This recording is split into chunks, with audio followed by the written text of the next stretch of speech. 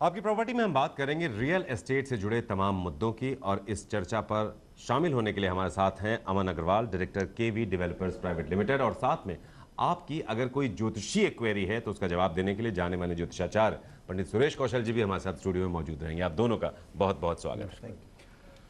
तो real estate के लिए सबसे खराब रहा साल 2013 बीत चुका है। नए साल में भी हालात बहुत बेहतर होने की उम्मीद फिलहाल अभी नजर नहीं आती है। रियल एस्टेट को आर्थिक स्थिरता के साथ ही इस साल होने वाले आम चुनाव के बाद ही एक दशा और दिशा इसकी तय हो पाएगी, ऐसी उम्मीद है।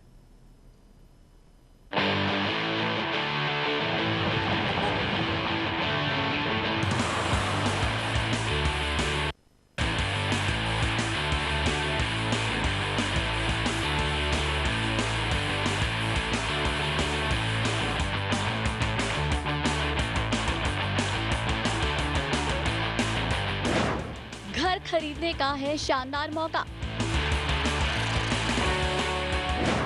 2014 में लुढ़केंगे प्रॉपर्टी के दाम। रियल एस्टेट का रिस्क रहेगा बरकरार। प्रॉपर्टी ग्राहकों को नए साल में भी प्रॉपर्टी खरीदने के भरपूर मौके मिलेंगे। निवेशकों के लिहाज से ये साल एक बार फिर 2013 जैसा नजारा ही पेश करेगा। मुनाफा कमाने के गिने चुने मौके ही मुश्किल से निवेशकों के हाथ आएंगे।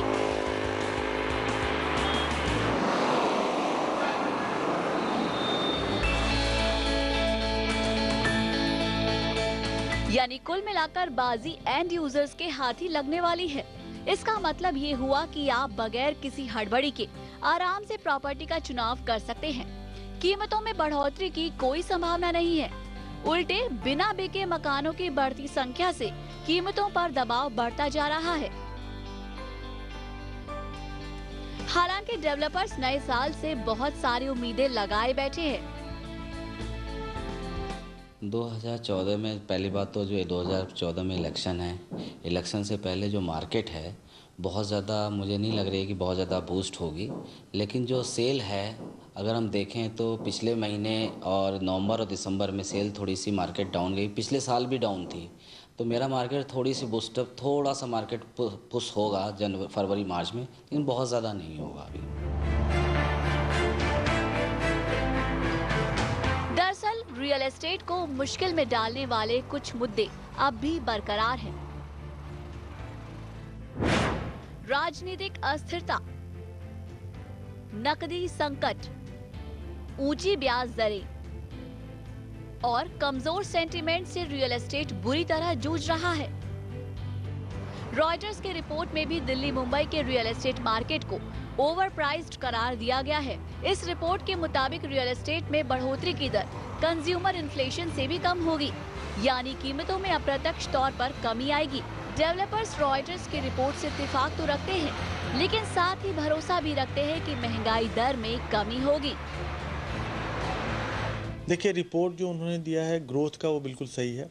इन्फ्लेशन थोड़ा सा अनसर्टेन है, क्योंकि अगर स्टेबिलिटी रहती है, पॉलिटिकल स्टेबिलिटी रहती है, मॉनेटरी पॉलिसी अच्छा रहता है, ग्लोबली भी थोड़ा बेहतर माहौल रहता है, तो हमको लगता है इन्फ्लेशन थोड़ा कंट्रोल होगा। और इन्फ्लेशन कंट्रोल होगा तो ये रिपोर्ट बिल्कुल सटीक आएगा कि 7.5% की वृद्धि हो सकती है। इस साल ग्राहकों को लुभाने के लिए डेवलपर्स कुछ नई स्कीमों पर काम कर सकते हैं।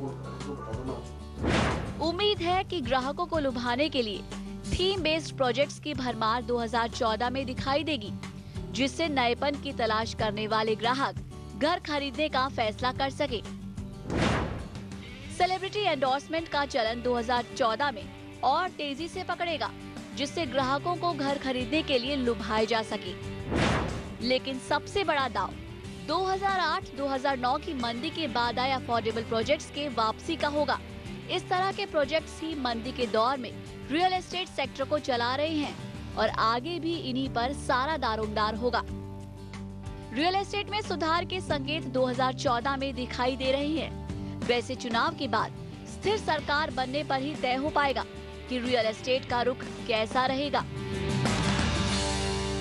इलेक्शंस फाइनल सेंट्रल इलेक्शंस जैसे अब मई जून में हो जाएंगे, उसके बाद एक स्टेबल गवर्नमेंट के आने के बाद the entire economy is very hopeful that the economy will boost. तमाम सर्वे दावा कर चुके हैं कि रियल एस्टेट को सुधारने के लिए कीमतों में गिरावट करना बेहद जरूरी है। अभी तक जो गिरावट हुई है वो बेहद मामूली और नाकाफी है। ऐसे में डेवलपर्स को दिग्गज रिसर्च एजेंसियों के इशारे को समझने की जरूरत है, जिससे मार्केट में सुधार हो और महंगाई मंदी से परेशान लोगों को इस मुश्किल वक्त में आशियाना खरीदने का सहारा मिल सके। आदित्य राणा के साथ ब्यूरो रिपोर्ट, दिल्ली आज तक। तो उम्मीद पर दुनिया कायम है। 2013 प्रॉपर्टी के लिहाज से थोड़ा डल साल रहा। 14 में अभी नहीं, लेकिन उम्मीद की जा रही है हालात जल्द बेहतर होंगे। क्या 2014 सही साल है, सही समय है एक आम आदमी के लिए अपनी प्रॉपर्टी लेने का? अगर आपका कोई भी सवाल हो तो आप हम तक पहुंचा सकते हैं। आपके साथ मौजूद रहेंगे प्रॉपर्टी एक्सपर्ट अमन अग्रवाल। और अगर कोई ग्रह नक्षत्रों से जुड़ा कोई संकट या कोई टेंशन आपके दिमाग में है, सुरेश कौशल जी हमारे साथ मौजूद रहेंगे। तो पहला सवाल हम अमन अग्रवाल आपसे करना चाहेंगे। 2013 हम सबने देखा प्रॉपर्टी के लिहाज से काफ़ी सुस्त साल रहा। क्या उम्मीद करें हम 2014 से, अगर हम देश की दशा दिशा को देखते हुए आपसे ये समझना चाहें? देखिए, पहले तो 2013 में हमें क्वार्टर 3 क्वार्टर 4 में ऑलरेडी पॉजिटिव सेंटीमेंट्स और ज़्यादा कहेंगे तो पॉजिटिव बातें ऑलरेडी रिसीव होनी महसूस हुई हैं। फैक्ट्स एंड फिगर्स में भी इम्प्रूवमेंट्स देखने को महसूस हुए हैं। तो वो ऑलरेडी एक मैसेज है कि हम ऑलरेडी पॉजिटिव की तरफ बढ़ रहे हैं। जहाँ तक सवाल है 2014 के प्रॉपर्टी मार्केट का, ओवरऑल देखा जाए तो एक नेगेटिव लहर की बातें हो रही हैं। बट मैं यहाँ पर रियल एस्टेट मार्केट को 3 पार्ट्स में बांटना चाहूँगा। एक अफोर्डेबल सेगमेंट, एक लग्जरी सेगमेंट और एक मिडिल रेंजेस। अफोर्डेबल सेगमेंट पर मैं अगर फोकस करूँ तो अफोर्डेबल सेगमेंट का बायर वो है जो एक बहुत लंबा अरसा प्लान करता है कोई भी डिसीजन लेने से पहले। तो उन लोगों को अट्रैक्ट करने के लिए थीम्स बेस्ड प्रोजेक्ट के साथ साथ अगर हम क्वालिटी कॉन्शियसनेस, कमिटमेंट और उसकी नीड्स के शूज़ में रखकर अगर प्रोजेक्ट्स को फोकस करें तो मुझे लगता है हम मार्केट से थोड़ा सा सेग्रीगेशन एक्सपेक्ट कर सकते हैं। और 2014 अच्छा तो जाएगा ही, बट प्रोजेक्ट स्पेसिफिक उन पॉजिटिव सेंटीमेंट्स के बेसिस पर हम सेग्रीगेशन एक्सपेक्ट कर सकते हैं। चलिए, हमारे कॉलर भी हमसे जुड़ रहे हैं। तिलक नगर से हैं योगेश। योगेश, आपका सवाल क्या है और किससे है? मेरा सवाल अमन जी से है। जी बताएं। अमन जी, मेरे को एक कुछ लीगल पॉइंट ऑफ व्यू से पूछना है। रिलिंक्विशमेंट डीड एग्जीक्यूट करने के लिए क्या करना होता है? एक हमारी प्रॉपर्टी है, 2 ब्रदर्स में डिस्ट्रीब्यूट होनी है, तो क्या उसमें रिलिंक्विशमेंट डीड वाला प्रोसीजर ठीक रहता है? अमन जी, आपकी आवाज़ थोड़ा क्लियर नहीं है। 2 भाइयों में प्रॉपर्टी डिस्ट्रीब्यूट होनी है, तो उसमें समझना चाह रहे हैं कि क्या सही प्रोसीजर रहेगा इसके लिए? पहले तो आपका जो प्रॉपर्टी है वो अथॉरिटी द्वारा लिया हुआ है या किसी प्रोजेक्ट में प्रॉपर्टी है, उस पर ये डिपेंड। फ्री होल्ड प्रॉपर्टी है हमारा दिल्ली में। Free hold property. तो फ्री होल्ड प्रॉपर्टी में जो गवर्नमेंट का प्रोसेस है उसको हमें फॉलो करना पड़ेगा जी, और उस प्रोसेस के अकॉर्डिंग हम जाएंगे इसमें, तो आपका जो समाधान है वो हो सकेगा। जी, तो हमें उम्मीद है आपको आपके सवाल का जवाब मिल गया है। आप गवर्नमेंट का जो प्रॉपर प्रोसेस है उसको फॉलो कीजिए। सुरेश जी, एक सवाल हम आपसे पूछना चाहेंगे। पिछला साल हम सब ने देखा, नए साल ग्रह नक्षत्रों के हिसाब से आपको क्या लगता है प्रॉपर्टी मार्केट और इसका सेंटिमेंट कैसा रहने वाला है? देखिए, अगर हम कैलेंडर ईयर जनवरी टू जनवरी देखेंगे तो मिसगाइडिंग हो जाएगा ये। हम देखते हैं कि बृहस्पति एक राशि में एक वर्ष रहते हैं, तो बृहस्पति के हिसाब से देखना ठीक रहेगा।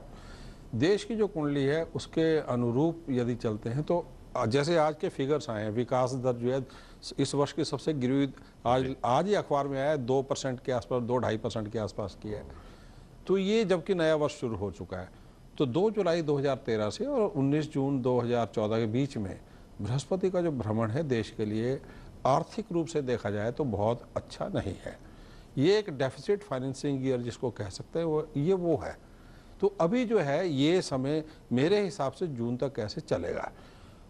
19 जून को बृहस्पति का और 12 जुलाई को राहु का राशि परिवर्तन हो रहा है। दोनों ही परिवर्तन देश की आर्थिक स्थिति के लिए बेहतर है। जी जी, बेशक आप एंड यूजर हो, बेशक आप इन्वेस्टमेंट के लिए हो, या आप जो है बिल्डर हो, या कोई भी हो आप, जी, यानी देश की आर्थिक स्थिति के हिसाब से बात करें तो आप एक वर्स्ट 12 मंथ साइकिल से बाहर निकलेंगे जो 2 जुलाई 2013 को शुरू हुई थी और 19 जून 2014 को समाप्त हो तो जाएगी। उम्मीद यही की जा सकती है कि और जून इसके के बीच बाद में देखिए हालात इलेक्शन बेहतर भी आ होने रहे वाले हैं। जी। हैं, तो एक क्या संकेत मिल रहा है कि जो नई भी गवर्नमेंट आएगी परोक्ष रूप से उसका बजट जो है अफेक्टिव होगा जून के आसपास से, 19 जून के आसपास से। यानी बिल्कुल जो जितने भी आंकड़े हैं वो जून के बाद ही ये इशारा कर रहे हैं कि हालात बेहतर होंगे। एक छोटे से ब्रेक के बाद हम वापस आते हैं, आप अपने सवाल तैयार रखिएगा, हमारे दोनों गेस्ट हमारे साथ लगातार मौजूद रहेंगे।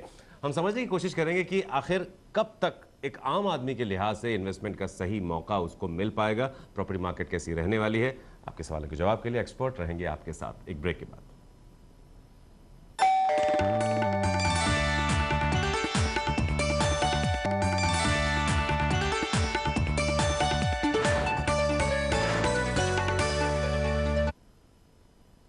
तो आप देख रहे हैं आपकी प्रॉपर्टी और हम बात कर रहे हैं साल 2014 की, ये कैसा रहने वाला है प्रॉपर्टी के लिहाज से। और जैसा कि सुरेश कौशल जी का और हमारे प्रॉपर्टी एक्सपर्ट दोनों का ही कहना है कि जून के बाद हालात बेहतर हो सकते हैं।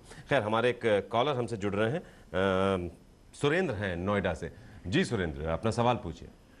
नमस्कार सर, और मेरा सवाल प्रॉपर्टी से जुड़ा हुआ है। नमस्कार अमन जी। नमस्कार। मैं ये जानना चाहता हूँ कि आपका एक खुद केवी डेवलपर्स का एक प्रोजेक्ट आ रहा है नोएडा एक्सटेंशन में, तो उस प्रोजेक्ट के बारे में आप कुछ अपनी बताएं हमें कि उसमें क्या फ्यूचर है, और यमुना एक्सप्रेसवे और ग्रेटर नोएडा वेस्ट में बेहतर ऑप्शन विकल्प क्या हो सकता है। अमन जी देखिए, अगर मैं पर्टिकुलर पहले प्रोजेक्ट आपके क्वेश्चन को थोड़ा ब्रॉड कर दूं, तो नोएडा एक्सटेंशन या ग्रेटर नोएडा वेस्ट एरिया में जो हमारा प्रोजेक्ट है वो एरिया मैक्सिमम अफोर्डेबल सेगमेंट को टारगेट कर रहा है। अफोर्डेबल सेगमेंट का जो कस्टमर है उसकी मेन ज़रूरतें क्या हैं कि उसकी रेंज क्या होती है अफोर्डेबल सेगमेंट? देखिए, अफोर्डेबल सेगमेंट की रेंज आज के टाइम में थोड़ी ब्रॉड करनी पड़ेगी आपको, बेस्ड ऑन आप क्या देख रहे हैं उसके बेसिस पे रेंज इसकी 15-20 लाख से लेकर और 60 लाख 70 लाख तक जा रही है जी। अगर मैं पर्टिकुलर ग्रेटर नोएडा वेस्ट की बात करूं तो उसमें तो अब वो सेगमेंट का जो कस्टमर है वो देखता है कि मेरे को अपना घर ऑन टाइम मिल जाए, मेरे कमिटमेंट्स, मेरे माइलस्टोन्स जो भी प्रोजेक्ट के हैं वो टाइम पर मीट आउट हो रहे हों, प्लस जिस एरिया में मेरा घर है, आप इमेजिन करिए urban living, high rise living, उसमें जब पॉपुलेशन डेंसिटी होगी तो लोगों को इंफ्रास्ट्रक्चर का बहुत सपोर्ट चाहिए। उस एरिया का इंफ्रास्ट्रक्चर सपोर्ट कैसा है जो गवर्नमेंट द्वारा डेवलप हो रहा है, इन चीज़ों के बेसिस पर, और प्लस आदमी की कनेक्टिविटी उसका बहुत बड़ा इंपॉर्टेंट पॉइंट है। तो जिस एरिया में उसका घर है उससे उसके जो वर्क प्लेसेस हैं उनकी कनेक्टिविटी क्या है, तो इन सब चीज़ों को कंबाइन करेंगे और प्रपोज मेट्रो को कंबाइन करेंगे तो ग्रेटर नोएडा वेस्ट में ये सब चीज़ें एडिशनली ऐड होती हैं। अब रही तो पर्टिकुलर प्रोजेक्ट स्पेसिफिक बात, आपने हमारे प्रोजेक्ट के बारे में पूछा, तो हमारा जो केवीडी विंड पार्क प्रोजेक्ट है वो अभी लॉन्च होने जा रहा है 2 फरवरी को। उस प्रोजेक्ट में जितने भी हमारे माइलस्टोन्स थे वो हम टाइम पर अचीव कर रहे हैं। हमारा पूरा फोकस है कि कस्टमर सेंट्रिक अप्रोच के साथ में, जिस कंट्री में कस्टमर को भगवान माना जाता है उस सोच के आधार से हम उस चीज को लेके जाएं और ऑन टाइम चीज को कोशिश यही है कि एक बेहतर प्रोजेक्ट और अफोर्डेबल सेगमेंट में लोगों को प्रोवाइड कराया जा सके, तो एक अच्छी कोशिश हो सकती है अगर आप करना चाहें तो एक अच्छा प्रोजेक्ट है। सुरेश जी, एक सवाल आपसे है, विजय लक्ष्मी है आरकेपुरम से। जी विजय लक्ष्मी, अपना सवाल पूछिए। हाँ जी सर, मैंने ये पूछना था कि मैंने NH-24 पर एक फ्लैट बुक करवाया है, वो हम लोगों के लिए कैसा रहेगा। मेरे पति की जन्म तिथि है 12/11/59। 12/11/59 जी जी। समय शाम का है सर, पूरा ज्ञान नहीं है, फिर भी आसपास 7 साढ़े 7 के आसपास। 7 साढ़े 7 के आसपास समय है। और जगह क्या है? दिल्ली, अमरोहा। आपका सवाल ये है कि आपने प्रॉपर्टी ले ली है वो ऑलरेडी? जी, बुक करवा लिया है सर, फ्लैट बुक करा लिया है जी। देखिए, आपने ये बुक कराई है प्रॉपर्टी, ये प्रॉपर्टी अच्छी ही रहेगी आपके लिए। प्रॉपर्टी का जो है अब कब से अच्छी रहेगी, ये 1 अप्रैल 2014 से आपके हस्बैंड का ये अच्छा पीरियड शुरू हो चुका है। और पहले भी आपने संपत्ति लेने की कोशिश की है 2012 से पहले, उसमें बहुत अच्छा नहीं है। अभी बिल्कुल सही है आपका। लग रहा है कि ये जो संपत्ति है आप ये 19 जून 2014 को बृहस्पति के राशि परिवर्तन के उपरांत जो है लगभग आने वाले 2-3 वर्ष उसमें आप प्राप्त कर लेंगे और ये अच्छी रहेगी आपके लिए। चलिए, बिल्कुल आपके चिंता लिए ना करें। शुभ समय है और शुभ इन्वेस्टमेंट है। एक छोटा सा ब्रेक लेने जा रहे हैं। ब्रेक के बाद हम हाजिर होते हैं। हमारे कॉलर्स जुड़ रहे हैं, हम समझने की कोशिश करेंगे कि आपके सवाल क्या हैं, उनको हम जरूर शामिल करेंगे शो में। एक ब्रेक के बाद मिलते हैं। आप देखते रहिए आपके प्रॉपर्टी।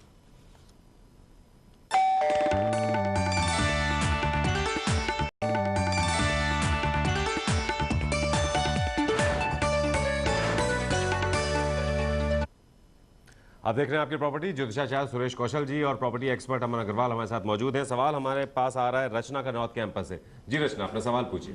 हाँ जी, मेरी डेट ऑफ बर्थ है 10 सितंबर 1977। 10 सितंबर 77। जी और टाइम में 2:20 दोपहर के। Date of birth ji. Place of birth क्या है?